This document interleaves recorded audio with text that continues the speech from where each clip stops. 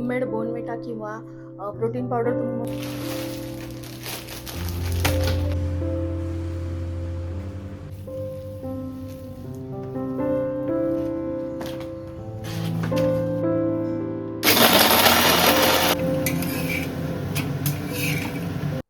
ज्या दिवशी स्वतःच्या स्वप्नांपेक्षा कुटुंबाची गरज मोठी वाटते, त्या दिवसापासून थकण्याची मुभा संपून जाते. नमस्कार सर्वांना, श्री स्वामी समर्थ. स्वागत आहे तुमचं माझ्या यूट्यूब चॅनलवरती. आजचा दिवस तुम्हाला खूप छान, सुखाचा, समाधानाचा जाऊ देत. हीच मी स्वामींच्या चरणी प्रार्थना करते आणि आजच्या या नवीन व्हिडिओला सुरुवात करते. तर सकाळी सकाळी आजच्या ब्लॉगची सुरुवात केलेली आहे. सकाळी आज थोडं लवकर उठले होते, त्यामुळे म्हटलं चला आज देवपूजा करून घेऊयात. कधी कधी असं होतं की मुलं शाळेत गेल्यावर पूजा होते, कधी लवकर होते, असं काही फिक्स नाही आहे. पण आज वेळ होता, म्हटलं आधी पूजा उरकून घेऊयात. तर घराच्या बागेत असलेल्या झाडांना किती छान छान फुलं आलेली आहेत आणि माझ्या घरातल्या बागेला बघायला ना सकाळी सकाळी खूप छान वाटतं. पावसाळ्यामध्ये निसर्ग खूप छान आपल्याला संकेत देखील देत असतो आणि मस्त असा बहर आला होता फुलांना. फुलं छान मिळाली, पूजा वगैरे करून घेतली आणि त्यानंतर आरती केली. आरती नित्यनियमाने आपण केलीच पाहिजे, कारण आरतीच्या निमित्ताने आपण कापूर जाळतो आणि ज्यावेळेस घरामध्ये कापूर जाळला जातो त्यावेळेस घरातली नकारात्मकता नष्ट होत असते. तुळशीचं पूजन करून घेतलं, उंबरठ्याचं पूजन केलं. नेहमीप्रमाणे जसं मी बिंदू काढते कुंकवानी, ते काढते, अक्षता अर्पण करते, धूप ओवाळून घेते. बस एवढंच मी करत असते. पण एवढं केलं तरी खूप छान वाटतं. पूजा वगैरे झाली. मग त्यानंतर माझं Blinkitवरून एक पार्सल आलं होतं. कालच मी दळण टाकलं होतं, पण दळण काही झालेलं नव्हतं. म्हटलं आता वेळेवर काय बनवूयात, कारण काल रात्री पण मी फारशी पूर्वतयारी नव्हती केली, म्हणून म्हटलं चला आता Blinkitवरून चांगलं काहीतरी मागवूयात, जेणेकरून मला हेल्दी असा नाश्ता बनवता येईल. तर काही वस्तू मी Blinkitवरून मागवल्या होत्या, ज्यामध्ये बेकोचं हे किचन टॉवेल्स आहेत ना, मला खूप आवडतात. रियुजेबल असतात आणि मग त्याचा वापर पण आपल्याला भरपूर प्रकारे करता येतो, तुमच्या डस्टिंगसाठी, किचन क्लिनिंगसाठी. तर हे बेकोचं मी किचन टॉवेल आणले आणि ते लगेचच लावून दिले आणि ज्या ज्या वस्तू आणल्या होत्या ना त्या सगळ्या भरून घेतल्या. आता यामध्ये ना मी राजगिऱ्याचे लाडू मागवले होते, तसंच काही बिस्किट्स मागवले होते. मुलांना ना छोटी मोठी भूक लागते, तसं चिवडा वगैरे तयार असतो, पण मग काही हेल्दी असावं, नाही तर मग कुरकुरे, चिप्स यापेक्षा हे बेस्ट ऑप्शन आहे की काहीतरी हेल्दी असं असावं. राजगिऱ्याचे लाडू कसे मिळतात विकत आणि Blinkitवरून मी नेहमी मागवते ना, तर फ्रेश येतात सगळ्या वस्तू. तर त्याचबरोबरनं ओट्सचे हे बिस्किट मागवले, खूप आवडतात आमच्याकडे सगळ्यांना. तर मुलांना कुरकुरे, चिप्स किंवा इतर काही अनहेल्दी ऑप्शन देण्यापेक्षा मग विकत जरी आणलं तरी त्यामध्ये पण हेल्दी ऑप्शन असावं असा विचार मी करते. आणि हे जे तुम्ही कंटेनर बघताय ते मी नेस्टेशियावरून मागवलेले आहेत. नुकतंच तुमच्यासोबत तो व्हिडिओ पण शेअर केला होता. तर खूप छान दिसतात किचनमध्ये आणि ट्रान्सपरंट, म्हणजे आपल्याकडे वस्तू असतील ना, तर त्यामध्ये खाण्याचे वस्तू ठेवल्या तर मुलं पटकन घेतात आणि खातात. म्हणजे जे डोळ्यांनी दिसतं ते आपण पटकन उचलतो. मग ते फ्रुट्स असतील किंवा कोणत्याही वस्तू असतील घरामध्ये खाण्याच्या, आणि त्याच जर आपण स्टीलच्या म्हणजे न दिसणाऱ्या डब्यांमध्ये ठेवल्या ना, तर मग त्यांचा विसर पडतो आणि मग त्या वस्तू देखील खराब होतात. म्हणून शक्यतोवर असं मायक्रोवेव्हच्या वरती मी ठेवण्याचा प्रयत्न करते, कारण ग्लासच्या शेल्फमध्ये किंवा इतर शेल्फमध्ये ते बसत पण नव्हते आणि इथे छान जागा मिळून गेली. मुलांना जर छोटी मोठी भूक लागली असेल तर ते खाऊ शकतात. दुसरी महत्त्वाची वस्तू म्हणजे मी हे फॉर्च्यूनचे सोया चंक्स मागवलेत. जे व्हेजिटेरियन आहेत ना त्यांच्यासाठी हे बेस्ट ऑप्शन आहे.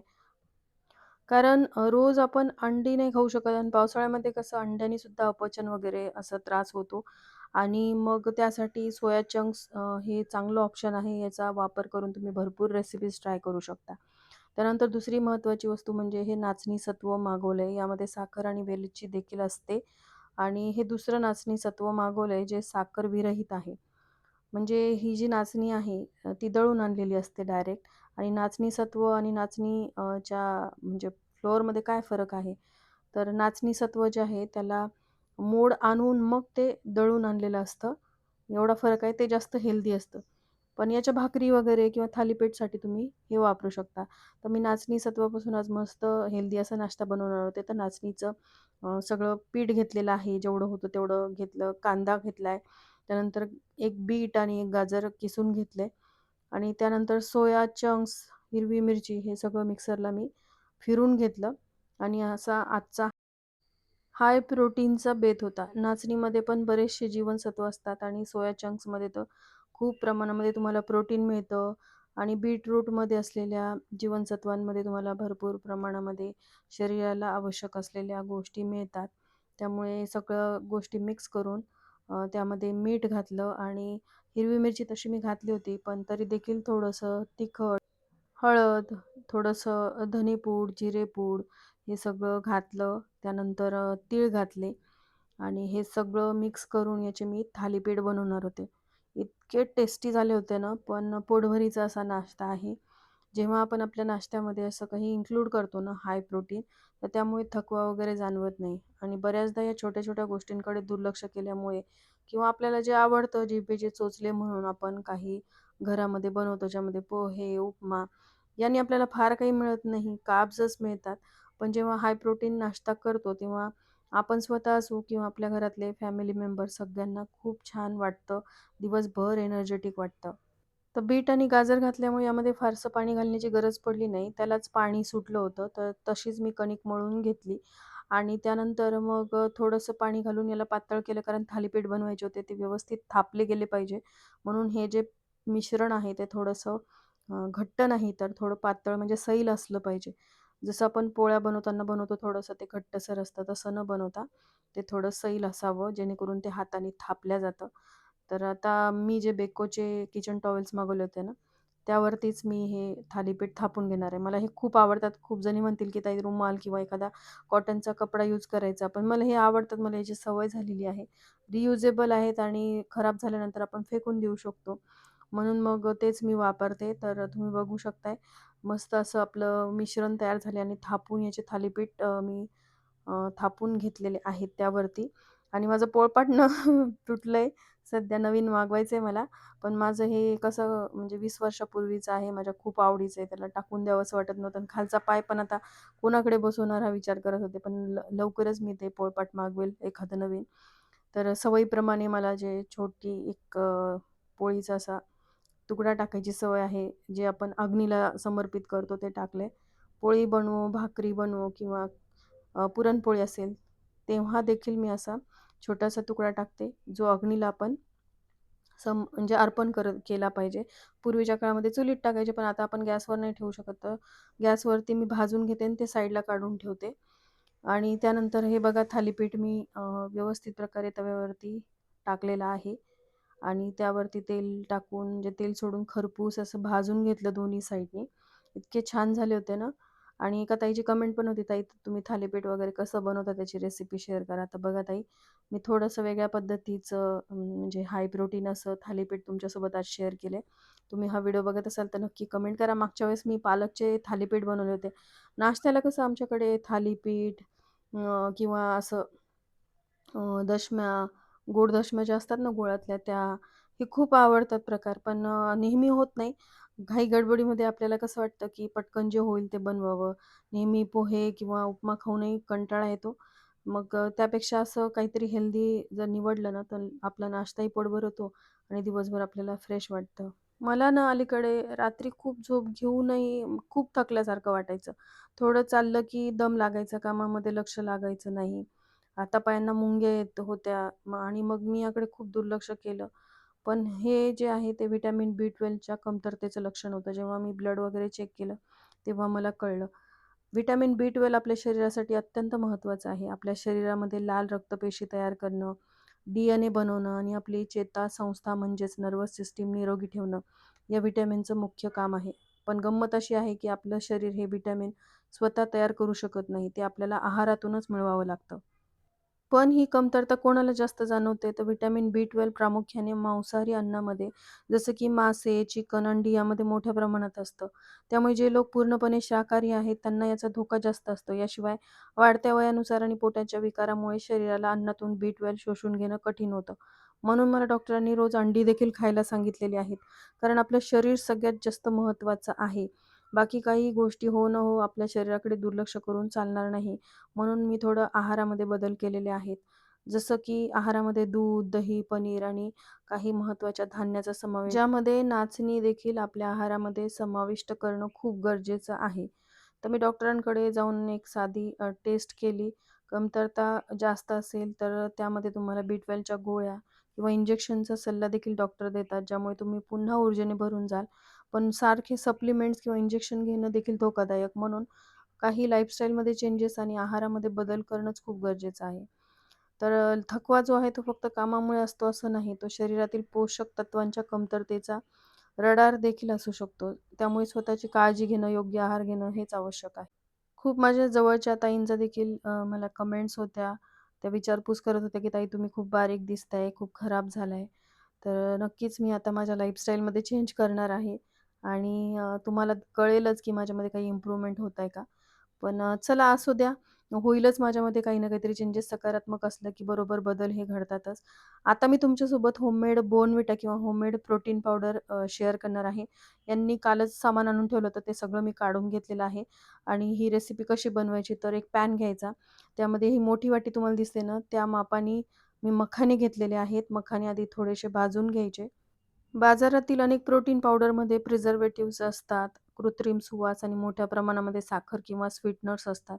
याउलट घरी बनवलेल्या पावडरमध्ये फक्त शुद्ध सुकामेवा आणि बियांचा वापर होत असल्यामुळे ते पूर्णपणे केमिकल मुक्त आणि शरीरासाठी सुरक्षित असते.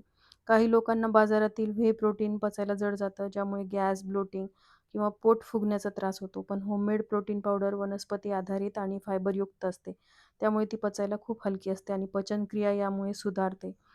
तर आता मखाने मी भाजून घेतलेले आहेत आणि अर्धी वाटी, त्याच वाटीची अर्धी वाटी मी फुटाणे घेतलेले आहेत. फुटाणे तसेही भाजलेलेच असतात, पण तरी देखील थोडंसं गॅसवरती खालीवर करून घेतलं आणि त्याच मापाने काय करायचं, की म्हणजे प्रत्येकाचं माप तुम्ही लक्षात घ्या. एक मोठी वाटी मी मखाने घेतलेले आहेत आणि त्याच अर्ध्या वाटीने मी फुटाणे घेतलेले आहेत आणि अर्धी वाटी म्हणजे त्याच वाटीने मी अर्धी वाटी ओट्स घेतलेले आहेत. आता ओट्स पण छान रोस्ट करून घ्यायचे. फार काही भाजायचं नाही आणि ते काढून घ्यायचे. त्यानंतर एक मध्यम आकाराची वाटी घ्यायची आणि त्या वाटीने 1 वाटी बदाम, त्याच वाटीने काजू आणि त्याच वाटीने अक्रोड, पिस्ता असेल तर पिस्ता देखील टाकू शकता आणि हे देखील मीडियम फ्लेमवरती छान भाजून घ्यायचं. फार असं भाजायची गरज नाही, पण थोडेसे रोस्ट केले ना, तर ते मिक्सरला जास्त चांगल्या प्रकारे बारीक होतात, म्हणून थोडेसे रोस्ट करायचे आणि एकदम छोट्या साईजची वाटी आहे. त्या वाटीने मी मगज बी, सूर्यफूल बी आणि पंपकिन सीड म्हणजेच आपल्या काय म्हणतात लाल भोपळ्याच्या बिया असतात ना, त्या टाकलेल्या आहेत आणि त्याच वाटीने मी फ्लॅक्स सीड्स किंवा आपण ज्याला जवस म्हणतो, ते देखील घालणार आहे. जवस खरं तर आधी भाजून घ्यायला पाहिजे होते, पण उशिरा टाकले, पण त्याला छान मी भाजू दिलेलं आहे. या पावडरमध्ये सुकामेवा आणि बिया असल्यामुळे शरीराला भरपूर प्रमाणामध्ये मॅग्नेशियम, आयर्न, हेल्दी फॅट्स मिळतात. सकाळी किंवा व्यायामानंतर हे दूध प्यायल्याने शरीराचा थकवा दूर होऊन दिवसभर ऊर्जा टिकून राहते. मखाने आणि बदाममध्ये कॅल्शियम आणि फॉस्फरसचे प्रमाण चांगले असते. वाढत्या वयातील मुलांच्या हाडांच्या विकासासाठी आणि आपल्यासारख्या लोकांच्या हाडांच्या मजबूतीसाठी ही होममेड पावडर दुधातून घेणं अत्यंत फायदेशीर ठरतं. त्यामुळे स्नायूंची झीज भरून निघते. आणि अक्रोड आणि या बियांमुळे म्हणजे फ्लॅक्स सीड्समुळे ओमेगा 3 फॅटी ॲसिड मुबलक प्रमाणामध्ये असतं. हे फॅटी ॲसिड हृदय निरोगी ठेवण्यास, कोलेस्ट्रॉल कमी करण्यास आणि मेंदूची कार्यक्षमता वाढवण्यास मदत करतं. आणि काही प्रोटीन पावडर्स खूप महाग असतात. त्या तुलनेमध्ये घरातील सुकामेवा वापरून बनवलेली ही पावडर बजेटमध्ये तयार होते आणि कुटुंबातील सर्व वयोगटातील लोकं लहान मुलापासून ते वृद्धांपर्यंत याचं सेवन करू शकतात. तर हे सगळं भाजून घेतलं. त्यानंतर मी खारीक देखील घेतलेली आहे. ज्या वाटीने मी मखाने घेतले होते ना, त्याच वाटीने मी खारीक घेतलेली आहे. यातल्या बिया वगैरे काढून घेतल्या आणि हिला देखील छान असं गरम करून घेतलं. खारीक कशी थोडी ओलसर असतेच. थोडंसं गरम केल्यामुळे काय होतं, ओलावा थोडासा शोषला जातो आणि मग ती मिक्सरला छान फाईन पावडरमध्ये बदलू शकते. तर आता खारीक वगैरे भाजून घेतली, ती देखील यामध्ये काढली. आता स्वीटनरसाठी मी काय टाकणार आहे, तर थोडीशी खडीसाखर. खडीसाखर जी आपली नॉर्मल साखर असते ना, तिच्यापेक्षा हेल्दी असते. त्यामुळे खडीसाखर किंवा आपण गुढीपाडव्याला ज्या गाठी आणतो ना, ती गाठीची साखर देखील खूप चांगली मानली जाते. आणि फ्लेवरसाठी मी विलायची देखील टाकली. दोन्ही एका छोट्या भांड्यामध्ये मिक्सरच्या बारीक करून घेणार आहे आणि हे पावडर देखील मी यामध्ये टाकणार आहे. जेणेकरून आपल्याला जेव्हा हे प्रोटीन पावडर आपण घेऊ, तेव्हा साखर टाकण्याची गरज पडणार नाही. आता हे सगळं छान मिक्स करून मिक्सरला बारीक फिरून घ्यायचं. मिक्सरला कसं मोठ्या आकाराचं भांडं जे असतं, आता प्रत्येक मिक्सरचे वेगवेगळे पॉट्स असतात. तर माझ्याकडे जे मीडियम आकाराचं भांडं आहे ना, त्यामध्ये मी हे सगळं आता बारीक फिरून घेणार आहे.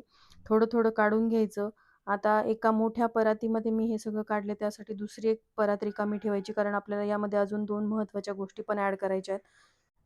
त्याशिवाय बोर्नव्हिटासारखं हे प्रोटीन पावडर लागणार नाही. म्हणूनच आपल्याला थोडं-थोडं करून हे सगळं मिश्रण जे आहे ते मिक्सरला बारीक फिरून घ्यायचं आहे. फिरवल्यानंतर आपल्याला एका दुसऱ्या ताटामध्ये किंवा एखाद्या भांड्यामध्ये काढून घ्यायचं आणि यामध्ये 2 महत्त्वाच्या वस्तू आपल्याला टाकायच्या आहेत, जेणेकरून ते बाजारामध्ये कसं बोर्नव्हिटा किंवा प्रोटीन पावडर मिळतं तसं याला टेस्ट येते किंवा फ्लेवर येतो. तर तुम्ही बघू शकताय फाईन असं पावडर झालेलं आहे. आपण सगळं भाजून घेतलं होतं, त्यामुळे ओलावा जो आहे तो शोषला जातो. उर्वरित देखील मी थोडं-थोडं करून असं मिक्सरला बारीक फिरवून घेतलं. दुपारच्या वेळेमध्ये अशी कामं निवांत करू शकतो. रात्री परत आपल्याला स्वयंपाक वगैरे असतो आणि असं काही काम केलं ना एक्स्ट्राचं, तर मी रात्री थोडंसं लाईटच जेवण बनवते. कारण सगळी कामं एकदाच करायला गेलं, की परत आपण आजारी पडायचीच वेळ येते. त्यामुळे मग अशा गोष्टींकडेही लक्ष देणं गरजेचं आहे. तर आता हे सगळं मी बारीक करून घेतलं. पण बघा किती नाही म्हटलं ना, तरी यामध्ये चंकी पार्टिकल्स हे राहतातच. तर त्यासाठी ना मी यामध्ये 1 वाटी मिल्क पावडर ॲड केलंय, जेणेकरून याने फ्लेवर छान येईल. मिल्क पावडर अगदी ऑप्शनल आहे. तुम्हाला नसेल टाकायचं तर तुम्ही नाही टाकला तरी चालेल. आणि सोबतच आपल्याला बोर्नव्हिटासारखी टेस्ट हवी आहे, म्हणून मी कोको पावडर देखील टाकलेलं आहे. छोटंसंच पॅकेट होतं हर्षीजचं. ते टाकलं, पण मला असं वाटलं अजून यामध्ये आपण ॲड करू शकतो, कारण चॉकलेटी फ्लेवर आला तर काहीच बिघडत नाही आणि तसंही ते कोको पावडर जे आहे ते म्हणजे शुगरलेस होतं, शुगर नव्हती त्यामध्ये. त्यामुळे मग मी अजून ॲड केलं आणि मस्त असं त्याचा कलर बदलला, ब्राऊन-ब्राऊन दिसत होतं हे पावडर. आता ह्या 2 वस्तू ॲड केल्यानंतर मग आपल्याला हे सगळं एकजीव करण्यासाठी किंवा कारण यामध्ये बरेचसे छोटे-छोटे पार्ट्स जे आहेत ड्रायफ्रुट्सचे ते राहतातच आणि मुलं कसं करतात दुधात घालून दिलं आणि त्यांना जर काही लागलं तर ते दूधच पीत नाहीत. त्यापेक्षा मग याला काय करायचं, की गाळणीने गाळून घ्यायचं. आता ही गाळणी घेतलेली आहे याने असं गाळून घ्यायचं, म्हणजे पूर्ण फाईन पावडर जसं रेडीमेड आपलं प्रोटीन पावडर किंवा बोर्नव्हिटा असतो ना, तसं पावडर खाली पडतं. बघू शकताय तुम्ही. तर व्यवस्थितपणे याला चाळून घ्यायचं. वरती जे चंकी पार्टिकल्स आले ते एका वेगळ्या ताटामध्ये किंवा मिक्सरच्या पॉटमध्ये परत टाकायचे. परत मिक्सरला बारीक फिरून घ्यायचं.